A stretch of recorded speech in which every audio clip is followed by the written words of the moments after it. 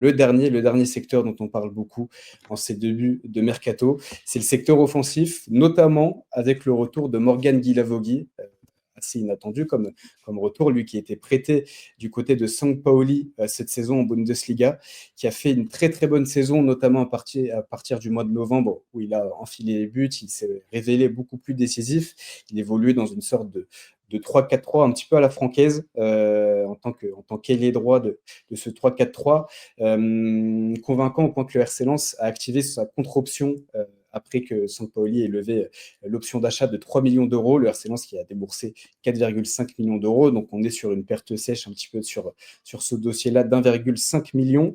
Mais c'est peut-être parce qu'il y a vraiment quelque chose à faire avec Morgan Guilavogui. On n'oubliera pas aussi le départ, a priori définitif, qui approche dans ce secteur d'Oscar Cortés. Mais si on regarde Morgan Guilavogui, quel rôle tactique, quel statut on peut avoir pour lui sous Pierre Sage la saison prochaine? On sait que sous Francaise, il avait été un petit peu le couteau suisse, mais pas forcément dans le bon sens. C'est-à-dire qu'il était surtout là pour colmater les brèches. Quand il y avait un besoin en poste d'avant-centre, il était là. En tant qu'il est droit, c'est le poste où il a été principalement le plus utilisé, mais ça n'a pas forcément été beaucoup plus convaincant. Puis il a même dépanné au poste de piston droit, là aussi sans être transcendant. Quel rôle, toi, tu lui vois, quel statut tu le vois sous Pierre Sage? C'était une question qu'on avait posée sur le site à nos lecteurs. C'était assez partagé, assez clivant. C'était presque assez égal entre ceux qui voulaient le voir titulaire, ceux qui voulaient le voir joueur de rotation, et ceux qui carrément voulaient le voir potentiellement revendu après cette bonne saison Bundesliga. Toi, quel avenir tu vois au RC Lens? Quel statut tu lui vois pour Morgan Guilavogui? Ça reste une énigme à mes yeux. Je vais pas mentir, j'ai vu 2 matchs de lui en Allemagne, donc impossible d'en tirer un constat sur un échantillon aussi faible, de savoir concrètement s'il a fait ou pas fait une bonne saison. Du côté allemand, on voulait le conserver et on a même été déçus que Lens ait pu, réactiver, sa clause de rachat. Donc c'est que ça a dû plutôt bien se passer en Bouli pour lui. Mais je sais vraiment pas quel rôle, on peut l'imaginer pour la saison prochaine. Tu parlais du sondage, effectivement, c'est très clivant, c'est le cas de le dire. Preuve que ce joueur-là, on ne sait pas trop quoi en penser. Avant qu'il vienne à Lens, moi, je l'ai vu en Ligue 2 au Paris FC. C'est un joueur qui me faisait vraiment très bonne impression. Pour moi, il avait le niveau pour évoluer au-dessus. Après, je pense que la marche a été très haute entre le Paris FC qui quitte et le Lens où il arrive. Pour le rappeler, c'est le Lens qui termine deuxième, qui va en Ligue des Champions. Et oui, il y avait du monde d'installé, mais c'était un peu imaginé comme l'un des premiers remplaçants. Déjà, quand il arrive, on ne sait pas trop s'il vient pour être la doublure de Sotoka, ce qui sur le papier me paraît le plus crédible. S'il vient pour jouer dans l'axe et être potentiellement en concurrence avec Eli Wahi. Du coup, tu l'as dit, on ne sait pas trop comment l'utiliser. Et c'est un peu le problème des joueurs polyvalents comme il l'est. À Paris, il a fait les 3 positions aussi, à gauche, à droite, dans l'axe, tout seul devant avec quelqu'un. Donc, je pense qu'en fait, ça a été un petit peu trop vite pour lui, le passage de la Ligue 2 à la Ligue 1 et au sommet de la Ligue 1, à la Ligue des Champions. Le prêt en Allemagne était une très bonne idée. Pour preuve, ça s'est bien passé. Je pense que c'est aussi un championnat qui, pour un joueur comme ça, permet de se mettre en avant. Maintenant, ça va vraiment être pour moi l'une des attractions de la pré-saison, de la préparation. Ça fait partie des joueurs que j'ai envie de voir. J'ai envie de voir comment il est revenu, dans quel état d'esprit. J'ai envie de voir si c'est un joueur qui a davantage confiance en lui. J'ai envie de voir quel rôle il peut jouer dans le dispositif de Pierre Sage. Déjà, on l'a évoqué auparavant, quel dispositif de Pierre Sage? Est-ce qu'un 4-2-3-1, est-ce qu'il peut vraiment être l'homme de couloir à droite? Est-ce qu'il est davantage envisagé comme un attaquant intérieur à gauche? Est-ce que si on reste dans le 3-4-2-1, le 3-4-3, il peut retrouver une position qu'il a eue la saison dernière en Allemagne et transposer ses bonnes performances à Lens? Est-ce qu'il vient pour concurrencer un Florian Sotoka, sans lui faire offense, qui est quand même plus sur la fin qu'autre chose, qui est plus au top de sa forme, qui rentre dans la fin de sa carrière, et à un moment donné, il faudra peut-être quand même avoir un remplaçant, un vrai challenger à Florian Sotoka. Il n'a pas réussi à l'être il y a 2 ans. Est-ce qu'il peut l'être cette année? Je trouve que ça suscite énormément d'interrogations. Je ne sais pas si toi, tu arrives à t'arrêter sur l'une des propositions faites à nos lecteurs, si toi, c'est déjà clair dans ton esprit aujourd'hui, ou si comme moi, c'est un peu flou.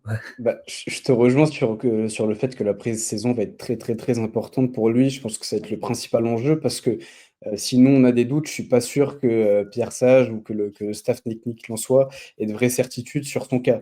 Ce qui me fait dire quand même qu'il aurait l'occasion de jouer un vrai rôle important et pourquoi pas en tant que titulaire, parce que tout simplement que le RC Lens a consenti un investissement quand même de 4,5 millions d'euros pour le ramener malgré sa première saison manquée. C'est qu'ils ont la certitude et en tout cas peut-être pas la certitude, mais La volonté. l'idée, c'est ça, l'idée et la volonté que Morgan Guilavogui puisse vraiment s'imposer et justifier cet investissement.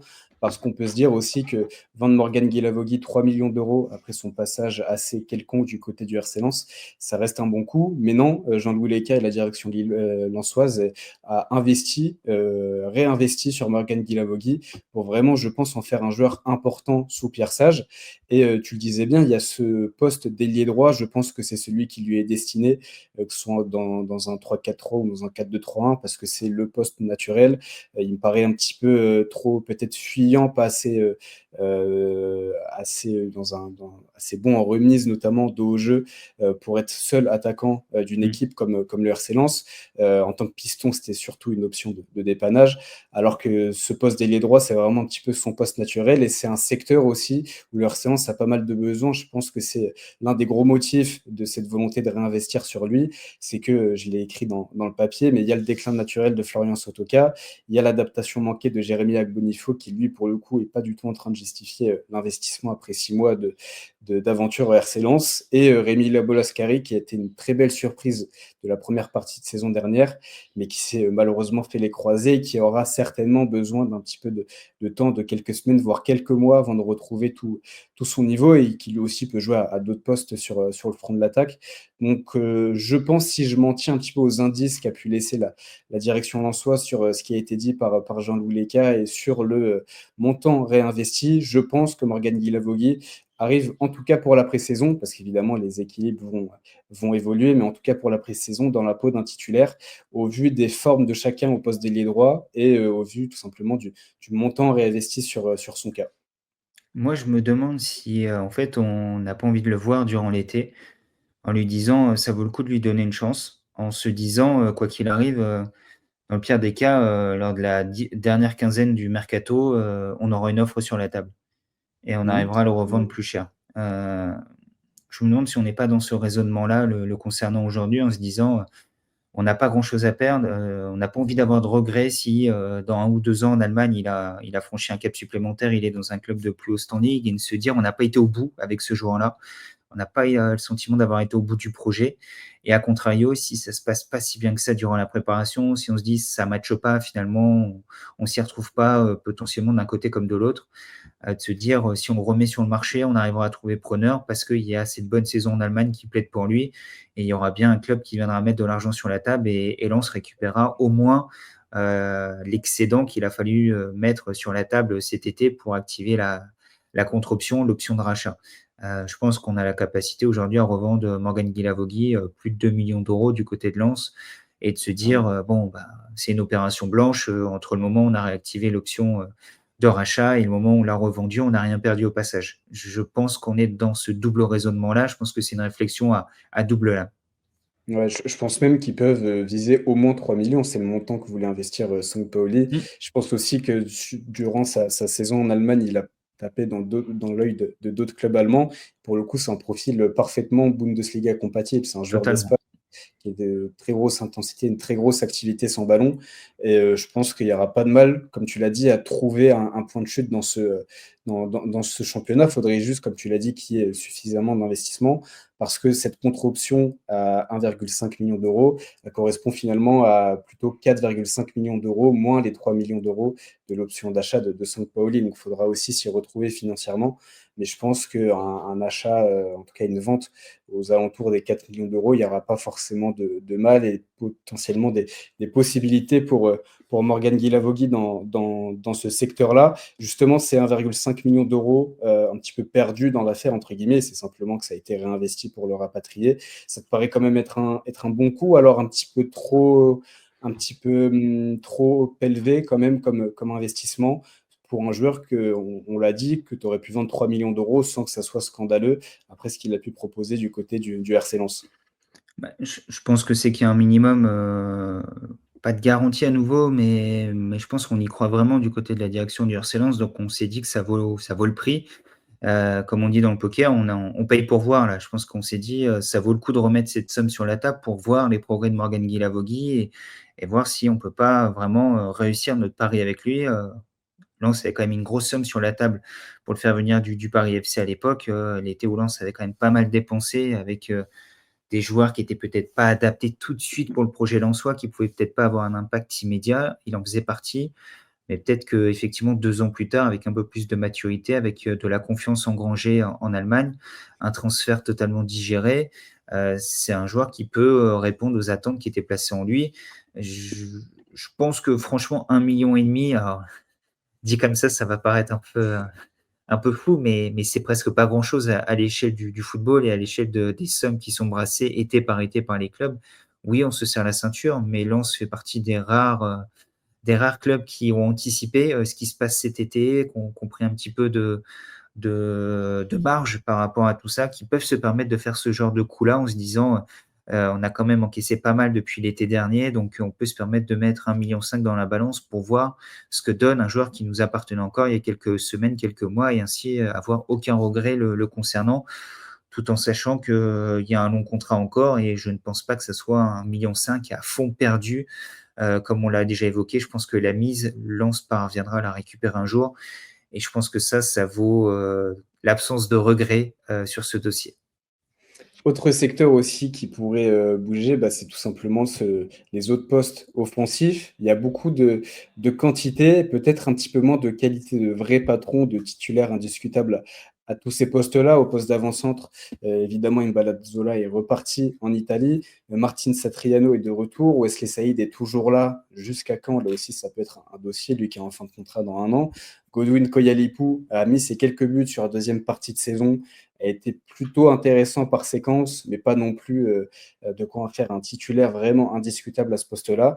Et puis à gauche, il y a le retour d'Anthony Bermond d'Annecy, mais là aussi, on n'est pas sûr qu'il y ait un avenir à court terme du côté du RC Lens. Il y a potentiellement un nouveau prêt qui est envisagé. Angelo Fulgini, qu'on peut voir à gauche, pour le coup, on a l'impression qu'on est plutôt sur la fin d'aventure avec Fulgini. Et puis il y a aussi Anas Zarouri, qui était titulaire à gauche généralement la saison passée, qui n'a pas forcément donné satisfaction, qui a un petit peu, en tout cas beaucoup mieux terminé sa saison qu'il ne l'a commencé, mais c'était sur un échantillon très très faible sur les tout derniers matchs de la saison. Toi, Romain, quel poste tu vois à renforcer devant? Est-ce que tu me rejoins? À droite, il y a le retour de Morgan Guilavogui qui ressemble un petit peu à une recrue. Est-ce que tu penses aussi que le RC Lens va devoir aller chercher et un avant-centre et un ailier gauche pour renforcer tous les postes offensifs et vraiment trouver des patrons, parce que ce secteur offensif et notamment le manque d'efficacité, c'est un petit peu le plus gros facteur plombant du RC Lens de Will Steele la saison passée. Encore une fois, on se répète, mais tout va dépendre du système de jeu, en fait. Est-ce qu'il y a une idée claire tout de suite concernant le système de jeu? Si on veut abandonner, le fameux 3-4-3, 3-5-2, la combinaison que tu veux, en fonction du nombre d'attaquants utilisés, je pense qu'il faut, de manière vitale, un voire 2 ailiers. Parce qu'aujourd'hui, en réalité, dans l'effectif lensois, qui a réellement ce profil d'ailier? Morgan Guilavogui, tu l'as évoqué et encore, moi je trouve que c'est davantage un joueur d'espace, comme tu l'as dit précédemment, qu'un véritable ailier percutant. Je trouve qu'on l'avait dit dans notre débrief de la saison, le seul joueur qui coche un peu ces cases-là, qui a ce profil d'ailier percutant et c'est même pas un ailier pur à mes yeux, c'est Rémi Labolascari. Après, si on parle d'Anas Zaroury, moi j'ai envie de le voir presque recentré dans un rôle de numéro 10 derrière l'attaquant, si on passe dans un 4-2-3-1, plutôt que sur un côté. Je trouve qu'il n'a pas forcément la puissance, l'explosivité pour aller jouer sur un côté. Même s'il a joué piston en fin de saison, qu'il n'a pas fait que des mauvaises choses, donc il peut jouer sur un côté, mais je suis pas totalement convaincu. Ou alors il faudrait que ça soit à gauche avec un vrai latéral offensif derrière lui. On est en train de parler de Mathieu Hudol, donc est-ce que le profil colle vraiment? Je pense qu'il faut vraiment de la percussion dans cette équipe. On le voit dans le football moderne. Toutes les équipes aujourd'hui, que ça soit, en Ligue 1, en Ligue 2, je ne parle même pas à l'échelon européen ou les 2 équipes qui nous ont fait meilleure sensation, cette année, c'est Paris et Barcelone. Je ne vais pas comparer Lens à Paris et Barcelone, mais d'un côté, il y avait, Kvara, Doué ou Barcola, de l'autre, il y avait Rafinha et Yamal. Bon, bah, vous voyez les prototypes de joueurs, on va pas le réduire à uniquement des joueurs, puissants, qui courent vite, qui dribblent, c'est pas que ça. Mais aujourd'hui, on a besoin de ces qualités-là et je trouve que c'est des qualités qui ont effectivement fait défaut à Lens la saison dernière, qui était peut-être un peu trop scolaire par moment, un peu trop prévisible. Il faut cette dose d'imprévisibilité qui manque un peu aujourd'hui, je trouve, dans le secteur offensif. Et sur le poste de numéro 9, bah, en fait, tout dépend de Martin Cetriano, je trouve. Autant, je pense qu'un Godin Koyalipou est plus un numéro 1 bis qu'autre chose. Je suis pas persuadé qu'il va s'imposer comme l'attaquant numéro 1 du RC Lens. Sauf que là, il y a Godin Koyalipou, il y a Martin Cetriano, on l'a dit, Morgan Guilavogui peut jouer devant, Rémi Labolascari peut jouer devant également. Et si on pousse un petit peu, je pousse. Florian Sotoka peut également jouer devant, peut-être plus dans une attaque à deux têtes qu'à une seule tête. Mais est-ce qu'on va venir empiler en rajoutant un attaquant supplémentaire ou alors il faudrait un départ dans ce secteur de jeu-là? On a quand même, avec l'option d'achat, mis beaucoup d'argent sur Martin Satriano en activant l'option d'achat, qui était une obligation d'achat en fait. Donc, je pense que dans l'esprit des dirigeants lensois aujourd'hui, c'est plutôt d'y aller avec Satriano et Koyalipou en se disant en plus on a deux profils différents, deux joueurs qui peuvent jouer ensemble. On peut jouer avec un seul des deux en fonction du profil de match de l'adversaire. Et on a encore des solutions derrière avec notamment Rémi Labolascari, Morgan Guilavogui qui peuvent venir prêter main forte dans l'axe. Donc je pense que l'objet prioritaire, notamment si on est toujours dans cette optique de passer à 4, c'est vraiment d'aller chercher des ailiers. Et comme Guy Lavogui, je pense aussi que pour le poste d'avant-centre et notamment pour Martin Satriano, je pense que la pré-saison donnera pas mal Oui. d'indications et forcera ou non le RC Lens à agir dans ce secteur. Parce J'ai qu'aujourd'hui, oublié il y a beaucoup. Wesley Saïd qui est encore Ouais, là. j'allais en parler justement, c'est un joueur qui est en fin de contrat et je pense que son avenir au RC Lens, justement son avenir, je pense, s'écrit ailleurs qu'au RC Lens, avec le monde qu'il y a, sa situation contractuelle, même sa saison qui a fait très très bien commencé, qui a beaucoup moins bien fini pour le coup.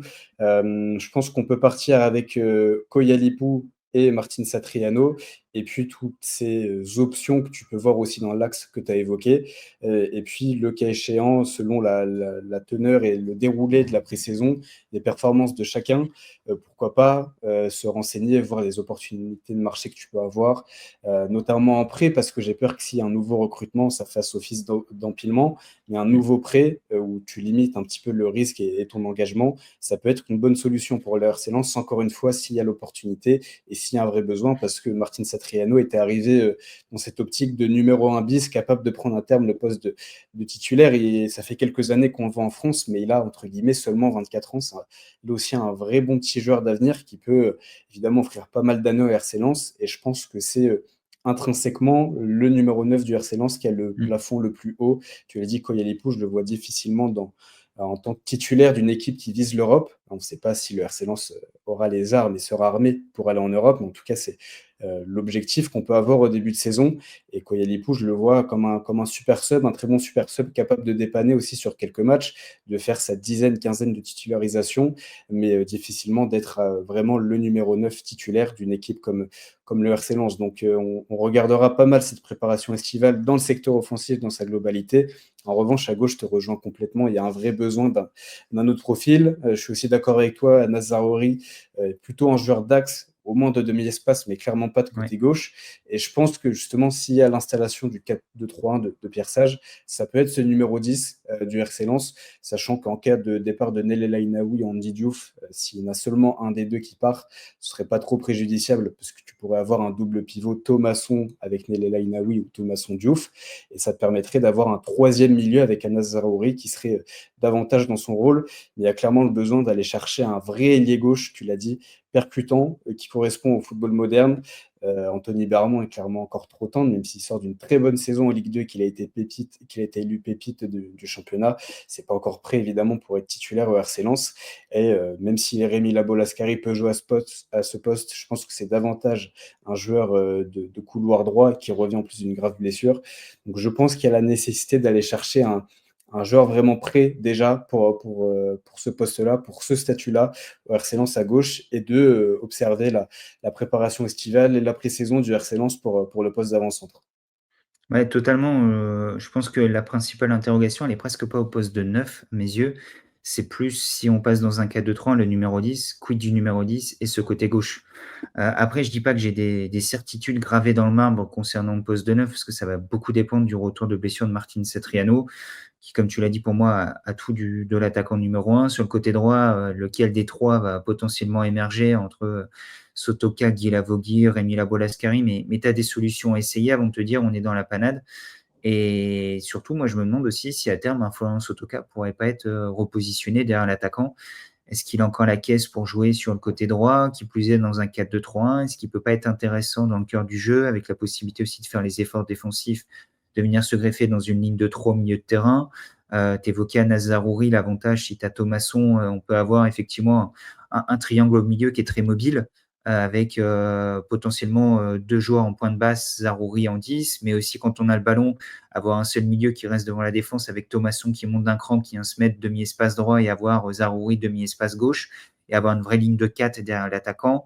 Voilà, on peut avoir avec des joueurs qui sont polyvalents ce genre d'animation offensive, des choses que Pierre Sage avait mis en place à l'époque à Lyon avec un certain Ryan Cherki. Je ne compare pas Anas Zaroury et Ryan Cherki, mais il avait réussi entre guillemets, cacher un petit peu les lacunes défensives de Ryan Cherki avec ce genre d'animation-là et à mettre un joueur technique qui est parfois en difficulté sans ballon, qui manque parfois un petit peu de participation au jeu dans le sens où quand il n'a pas le ballon, il peut être un peu déconnecté du reste du collectif. C'est des choses qu'on a pu voir chez Zaroury la saison dernière. C'est des choses qu'on a vues par le passé chez Ryan Cherki, qui a passé un vrai cap avec Pierre Sage dans ces domaines-là. Donc, est-ce qu'il ne peut pas y avoir un début de parallèle entre les deux sans aller dans la comparaison pure? Oui, si, dans le profil, ça peut se rejoindre. Et moi, j'avais une autre comparaison audacieuse. Tu parlais de Florian Sotoka, qui, je pense, a plus forcément les caractéristiques et tout simplement la caisse pour jouer sur un côté. Je te rejoins, je trouve qu'il aurait un vrai rôle, je pense, dans le 4-2-3-1 en sortie de banc pour s'adapter un petit peu aux différentes typologies de match. Et je lui vois un peu un profil et un rôle, toute proportion gardée, là aussi, à la Thomas Müller au Bayern, joueur de collectif très intelligent, vrai leader, qui a évidemment plus la caisse pour être titulaire et plus forcément aussi le niveau, mais qui rentrait souvent sur les dernières années en cours de rencontre dans ce rôle un petit peu de second attaquant, ni numéro 9 ni numéro 10, Ouais. mais qui avait pas mal ce rôle-là. Et je pense que ça pourrait être un rôle qui convient à Florence Sotoka et qui en plus apporte une solution un petit peu unique à Pierre Sage, parce que tu n'as pas forcément son profil de joueur très polyvalent, très intelligent, comme Florian Sotoka. Donc je pense que ça pourrait être aussi un rôle qui peut convenir un petit peu à toutes les parties pour Florian Sotoka. Et autre comparaison, et on s'arrêtera là après, mais pour Florian Sotoka, un petit peu Antoine Griezmann dans l'équipe de France également, qui à un moment donné est venu jouer, parce que tu parlais d'un rôle derrière l'attaquant, ni 9 ni 10, un peu 9,5, mais capable également de faire les courses défensives. Est-ce que ça peut aussi être une option, si en cours de match, tu as besoin de passer en 4-3-3 et d'avoir quelqu'un au milieu central droit, un peu comme Griezmann l'a fait en équipe de France à un moment donné, je pense notamment à la coupe du monde, quand il a fallu trouver le bon équilibre avec Mbappé, quand il y avait Thuram, Kolo Muani et tout ça, et que tu avais besoin d'avoir un Griezmann un peu plus dans le cœur du jeu, déjà pour apporter une touche technique. Sur cet aspect-là, je ne le compare pas forcément à Florian Sotoka, mais quelqu'un qui a su, par son activité, reculer dans le cœur du jeu et être efficient pour le collectif. Ouais, pas mal de comparaisons. On met la pression à Florent Sotoka avant la saison Thomas Müller ou prochaine. Antoine Griezmann, débrouille-toi avec ça. Voilà.